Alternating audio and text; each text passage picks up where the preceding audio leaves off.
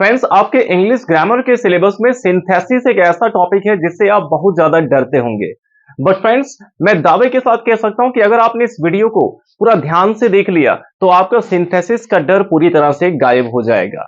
तो चलिए फ्रेंड्स, हम देख लेते हैं सबसे पहले सिंपल सेंटेंस होता क्या है।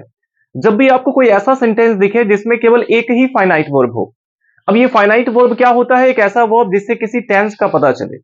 जब भी आप कोई ऐसा सेंटेंस देखेंगे, जैसे मान लीजिए हो गया कि want I want to become a doctor.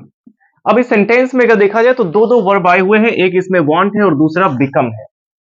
But friends, अगर इसमें वॉन्ट ही एक ऐसा वर्ब है जिसको देख के हमें पता चलेगा कि ये प्रेजेंट इंडेफिनिट टेंस का है।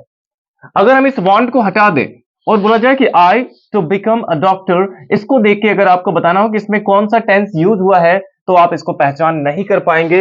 यानी कि बिकम से यहां पे कोई भी टेंस पता नहीं चल रहा है, यानी कि एक नॉन फाइनाइट वर्ब है, ये फाइनाइट वर्ब नहीं है। चलिए एक और एग्जांपल आपको बताते हैं, जैसे है I like listening I like listening to old songs. I like listening to old songs. अब इस सेंटेंस में भी देखिए यहां पे दो दो वर्ब आया है, एक है लाइक और दूसरा है लिसनिंग। लेकिन अब यहां पे केवल लाइक वर्ड को देख के हमें पता चल रहा है कि ये प्रेजेंट इंडेफिनिट टेंस का है।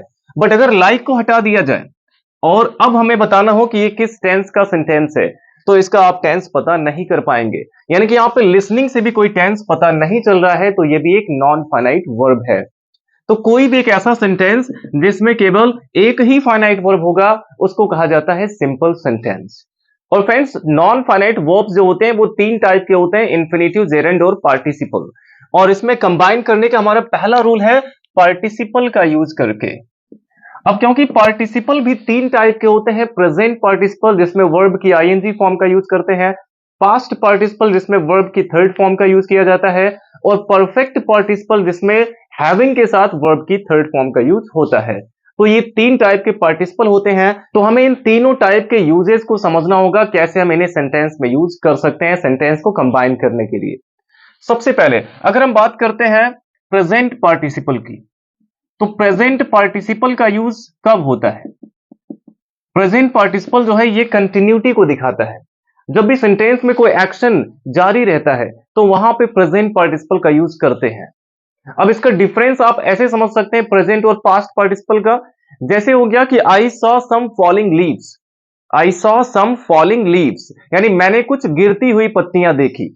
और वहीं अगर दूसरा सेंटेंस रहे कि I saw some fallen leaves यानी कि मैंने कुछ गिरी हुई पत्तियां देखी। दोनों में डिफरेंस क्या लग रहा है? मैंने कुछ गिरती हुई पत्तियां देखी यानी कि जब मैंने देखा तो पत्तियां गिर रही थी, यानी कि गिरने का काम जारी था। तो यहां पे प्रेजेंट पार्टिसिपल आया फॉलिंग लीव्स। और पास्ट पार्टिसिपल जिसमें काम पास्ट में ही फिनिश हो चुका हो, जैसे है मैंने कुछ गिरी हुई पत्तियां देखी, यानी कि जब मैंने देखा तो पत्तियां पहले से गिरी हुई थी, यानी कि जो गिरने का काम है वो पास्ट टाइम में ही कंप्लीट हो चुका था। तो ये डिफरेंस होता है प्रेजेंट और पास्ट पार्टिसिपल में। अब दोनों सेपरेट सेंटेंस को देख के आप पहचानेंगे कैसे कि इसमें प्रेजेंट पार्टिसिपल का यूज करना है।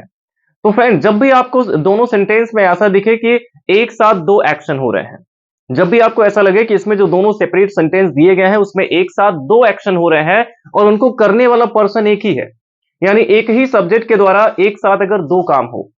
अब कैसे हो सकता है? जैसे मान लीजिए कि वह बिस्तर पर लेटी हुई थी, she was lying on bed, वह बिस्तर पर लेटी हुई थी, शी वॉज वॉचिंग टीवी, और वो टीवी देख रही थी। तो बिस्तर पर लेटी भी थी और टीवी भी देख रही थी। तो इस तरह से फ्रेंड, जब भी एक सब्जेक्ट के द्वारा एक साथ दो एक्शन होगा तो वहां पे प्रेजेंट पार्टिसिपल का यूज करेंगे। और इसके अलावा पहले एक्शन के तुरंत बाद जब दूसरा एक्शन होगा तो वहां भी प्रेजेंट पार्टिसिपल का यूज करते हैं। पहला एक्शन अभी फिनिश भी नहीं हुआ कि तुरंत दूसरा एक्शन हो जाए, या फिर पहले एक्शन के तुरंत बाद दूसरा एक्शन हो जाए, तो वहां पे भी प्रेजेंट पार्टिसिपल का यूज करते हैं। अब कैसे? जैसे मान लीजिए कि सांप को देखकर वह डर गया, सांप को देखकर वह डर गया। तो अगर किसी को डरना होगा तो जैसे ही सांप को देखेगा तुरंत डर जाएगा, 10 मिनट बाद नहीं डरेगा वो।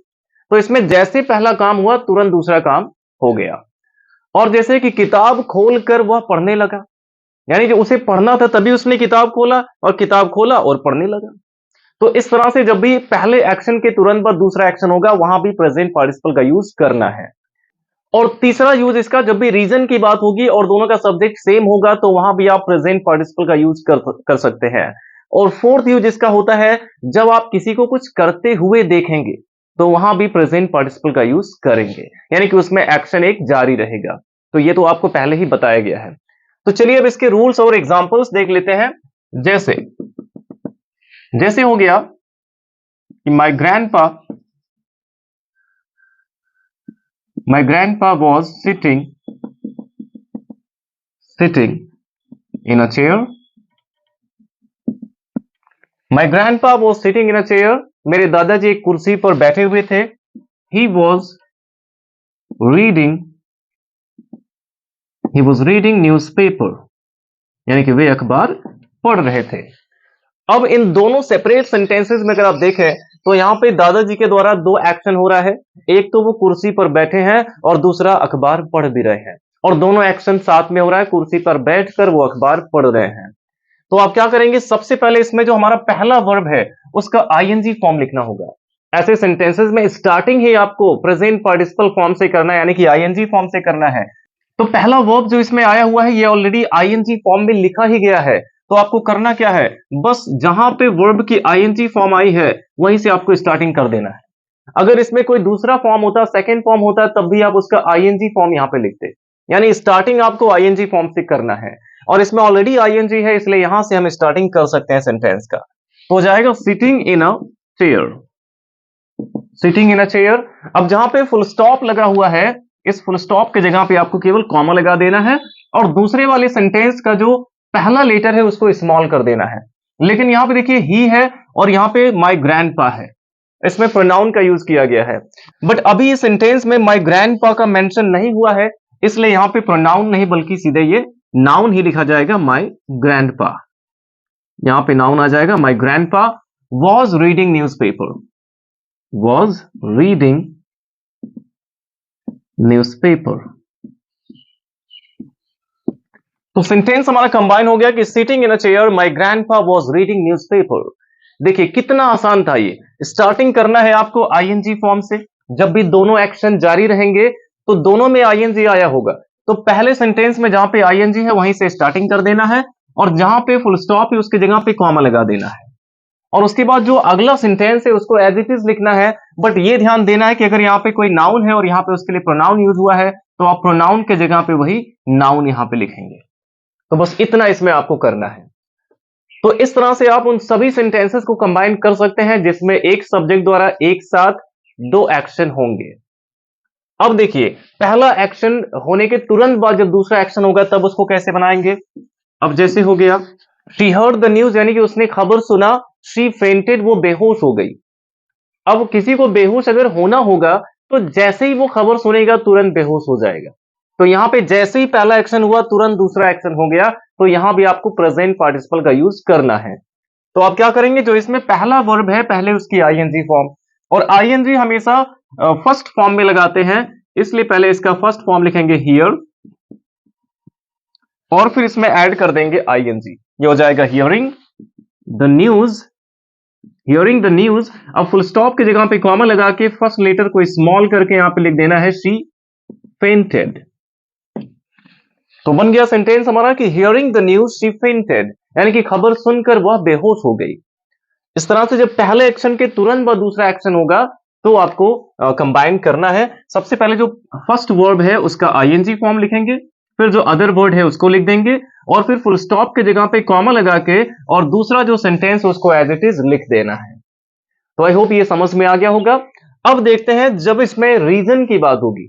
अब जैसे हो गया कि ही वॉज टायर्ड, यानी वो थका हुआ था। He sat down under a tree, यानी कि वह एक पेड़ के नीचे बैठ गया। तो यहां पे एक रीजन बताया गया वो पेड़ के नीचे क्यों बैठा, क्योंकि वो थका हुआ था। और दोनों का सब्जेक्ट देखिए सेम है, यहां भी ही है और यहां भी ही है। जब दोनों का सब्जेक्ट सेम रहे और इसमें रीजन की बात होगी तो क्या करना है, फर्स्ट वर्ब में आईएनजी फॉर्म पहले आपको करना होगा। तो पहला वर्ब इसमें वॉज है, ही वॉज टायर्ड। इस सेंटेंस में अगर देखा जाए तो मेन वर्ब इसमें वॉज है, और is am are was were इन सभी का बेस फॉर्म क्या होता है, बी होता है। इसलिए सबसे पहले वॉज का फर्स्ट फॉर्म यहां पे लिखेंगे बी और इसमें ऐड कर देंगे आईएनजी। आपको याद रखना है कि is am are was were इन सभी का जो बेस फॉर्म है वो बी होता है, क्योंकि बी मींस होना। तो यहां पे जब इज एम और was were he main verb रहेगा पहले सेंटेंस का, तो आपको पहले बीइंग का यूज करना होगा। तो हो जाएगा being tired, being tired full stop की जगह पे कॉमा, और फिर हो जाएगा ही सैट डाउन। दूसरा सेंटेंस वैसे लिखेंगे, he sat down under a tree. तो सेंटेंस हमारा कंबाइन हो गया कि being tired he sat down under a tree, यानी कि थके होने के कारण, यहां पे बीइंग का मतलब के कारण हो जाता है, थके होने के कारण वह एक पेड़ के नीचे बैठ गया। तो इस तरह से जब भी रीजन की बात होगी और दोनों का जो सब्जेक्ट है वो सेम रहेगा, तो आपको बीइंग से स्टार्टिंग कर देना है, ये भी प्रेजेंट पार्टिसिपल है। और इसके बाद इसमें जो लास्ट सिचुएशन है जब किसी को कुछ करते हुए देखा जाएगा, उसको भी देख लेते हैं। अब जैसे हो गया आई सॉ अ बर्ड, मैंने एक चिड़िया को देखा, it was flying in the sky, वो आकाश में उड़ रही थी। यानी कि इसमें भी कंटिन्यूटी दिख रही है, जब चिड़िया को देखा गया तो उसके जो उड़ने का काम है वो जारी था। तो क्या हो जाएगा, मैंने एक चिड़िया को आकाश में उड़ते हुए देखा, या फिर मैंने आकाश में उड़ती हुई एक चिड़िया को देखा। तो जब भी फ्रेंड्स ऐसी कोई बात हो सेंटेंस में, किसी को कुछ करते हुए देखा या पाया जाए, तब क्या करना है, इसी का उल्टा कर देना है जो अभी तक आप कर रहे थे। यानी कि जैसे इसमें दूसरा सेंटेंस एज इट इज लिखते थे, वैसे इस वाले में पहला सेंटेंस एज इट इज ही रखना है। तो यहां पे हो जाएगा आई सॉ अ बर्ड, इसमें आपको चेंजिंग नहीं करना है, आई सॉ अ बर्ड। और दूसरे वाले सेंटेंस में आईएनजी फॉर्म जरूर आया होगा, तो यहां पे देखिए आया हुआ है फ्लाइंग, तो जहां पे दूसरे सेंटेंस में आईएनजी आया है वहीं से इसमें ज्वाइन कर देना है, तो हो जाएगा फ्लाइंग इन द स्काई। बस ऐसा करते समय आपको केवल इतना ही ध्यान रखना है कि जिसके द्वारा जो एक्शन हो रहा है उसके बीच में कोई वर्ड नहीं आना चाहिए। अब जैसे मान लीजिए आ जाए I saw a bird yesterday, मैंने कल एक चिड़िया को देखा था, it was flying in the sky, वो आकाश में उड़ रही थी। तो यहां पे बर्ड के बाद यस्टरडे आ गया, तो आप क्या करेंगे, बर्ड के द्वारा फ्लाई करने का काम हो रहा है, तो दोनों के बीच में कोई वर्ड नहीं आना चाहिए, तो यहां से यस्टरडे को उठा के एकदम लास्ट में कर देंगे। जो भी वर्ड इनके बीच में आएगा उसको उठा लेना है और एकदम लास्ट में रख देना है। तो इस तरह से फ्रेंड्स आप प्रेजेंट पार्टिसिपल का यूज करके सेंटेंसेस को कंबाइन कर सकते हैं। आई होप ये आपको बहुत अच्छे से समझ आ गया होगा। तो चलिए फ्रेंड्स अब हम देख लेते हैं कि आप पास्ट पार्टिसिपल का यूज कैसे कर सकते हैं। और पास्ट पार्टिसिपल में वर्ब की थर्ड फॉर्म का यूज करते हैं, इसीलिए V3 को यानी वर्ब की थर्ड फॉर्म को पास्ट पार्टिसिपल फॉर्म भी कहा जाता है। और इसका यूज हम कब करेंगे, जब भी सेंटेंस में किसी नाउन की, सेंटेंस में जब किसी नाउन की कंडीशन बताई जाए। ये आपको याद रखना है कि जब भी दो सेपरेट सेंटेंस आपको दिए गए होंगे, तो पहले सेंटेंस में किसी नाउन का मेंशन होगा, उसका जिक्र होगा, और दूसरे सेंटेंस में बताया जाएगा कि वो किस कंडीशन में था, किस हालत में था वो। तो बस आपको क्या करना है, दूसरे सेंटेंस में से वर्ब की थर्ड फॉर्म को उठा लेना है, और पहले सेंटेंस में जहां पे नाउन आया है उसी के जस्ट पहले उसको रख देना है। इस तरह से आपको करना है। चलिए एग्जांपल से समझते हैं। जैसे हो गया कि he bought a bat, it was broken। जैसे ही bought a bat, उसने एक बैट खरीदा, it was broken, वो टूटा हुआ था। अब पहले सेंटेंस में एक नाउन का मेंशन हुआ जो कि क्या है, बैट है, और दूसरे सेंटेंस में उसकी कंडीशन बताएगी वो किस कंडीशन में थी, ब्रोकन यानी टूटी हुई थी। तो आपको करना क्या है, आपका जो मेन सेंटेंस वही है जिसमें नाउन का मेंशन हुआ है, तो यही आपको पूरा लिखना है। जैसे हो गया ही बॉट अ, बस इस नाउन के पहले इस थर्ड फॉर्म को लाके रख देना है, तो हो जाएगा ब्रोकन बैट। जैसे नाउन के पहले एडजेक्टिव का यूज करते हैं, क्योंकि पार्टिसिपल एडजेक्टिव का ही काम करता है और एडजेक्टिव को नाउन के पहले रखा जाता है, इसलिए आप क्या करेंगे, नाउन के पहले उस थर्ड फॉर्म को लाके रख देना है जो उसके लिए एडजेक्टिव का काम कर रहा है। इसी तरह से और एग्जांपल देख लेते हैं। जैसे जैसे है I found my I found my wallet, मुझे मेरा वॉलेट मिल गया, इट वॉज लॉस्ट, यानी कि ये खो गया था। आई फाउंड माई वॉलेट, मुझे मेरा वॉलेट मिल गया, इट वॉज लॉस्ट यानी ये खो गया था। अब इनको अगर हम हिंदी में कंबाइन करते हैं तो क्या होगा, मुझे मेरा खोया हुआ वॉलेट मिल गया, यानी कि वॉलेट के पहले आ गया खोया हुआ, यानी कि जस्ट आपको क्या करना है, वॉलेट के पहले ये लॉस्ट ला के रख देना है। तो सेंटेंस हमारा कंबाइन हो जाएगा, I found my lost wallet. तो इस तरह से आपको नाउन के पहले केवल इस थर्ड फॉर्म को लाके रख देना है। ये हो गया पास्ट पार्टिसिपल। और इसके बाद अगर हम परफेक्ट पार्टिसिपल की बात करें तो परफेक्ट पार्टिसिपल में परफेक्ट का मतलब ही होता है पूर्ण होना, यानी इसमें जब पहला काम पूरी तरह से समाप्त हो जाता है तब दूसरा काम होता है। और अगर देखा जाए तो दोनों काम के बीच में कुछ टाइम का गैप भी होता है। तो इस तरह का जब भी आपको सेंटेंस मिलेगा जिसमें पहला एक्शन पूरी तरह से कंप्लीट होने के बाद तब दूसरा एक्शन होगा, तो वहां पे आपको परफेक्ट पार्टिसिपल का यूज करना है। एग्जाम्पल देख लेते हैं। जैसे जैसे he finished his work, he came back home। he finished his work, उसने अपना काम फिनिश किया। he came back home, वो वापस घर आ गया। तो अब ये फिनिश वर्ड से पता चल रहा है कि जब काम पूरी तरह से फिनिश हो गया इसके बाद वो घर लौटा। तो यानी कि इसमें पहला एक्शन कंप्लीट होने के बाद दूसरा एक्शन हुआ है, तो इसमें परफेक्ट पार्टिसिपल का यूज करेंगे।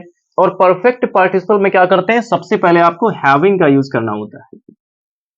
परफेक्ट पार्टिसिपल में सबसे पहले हैविंग का यूज करते हैं, फिर वर्ब की थर्ड फॉर्म यहां पे आ जाएगा finished. Having finished his work, और फिर यहां पे कॉमा लगा के सेकेंड वाला जो सेंटेंस है उसको एज इट इज लिखेंगे, ही केम बैक होम। तो इस तरह से जब भी पहला काम कंप्लीट होने के बाद दूसरा काम होगा तो आपको हैविंग के साथ वर्ब की थर्ड फॉर्म का यूज करना है, फिर उससे रिलेटेड जो अदर वर्ड होगा उसको लिखेंगे और फिर कॉमा लगा के सेकंड वाले सेंटेंस को एज इट इज लिख देना है। और मान लीजिए अगर इसमें पहला वाला जो सेंटेंस है वो पैसिव वॉइस का हो गया, पहला सेंटेंस अगर पैसिव वॉइस का हो गया, उसमें इज के साथ वॉज के साथ अगर थर्ड फॉर्म आया हुआ है, तो हैविंग के साथ आपको बीन का यूज कर देना है। बस इतना करना है, हैविंग के बाद बीन का यूज कर सकते हैं। तो इस तरह से फ्रेंड्स आप पार्टिसिपल का यूज करके सेंटेंसेस को कंबाइन कर सकते हैं। आई होप ये आपको बिल्कुल समझ आ गया होगा।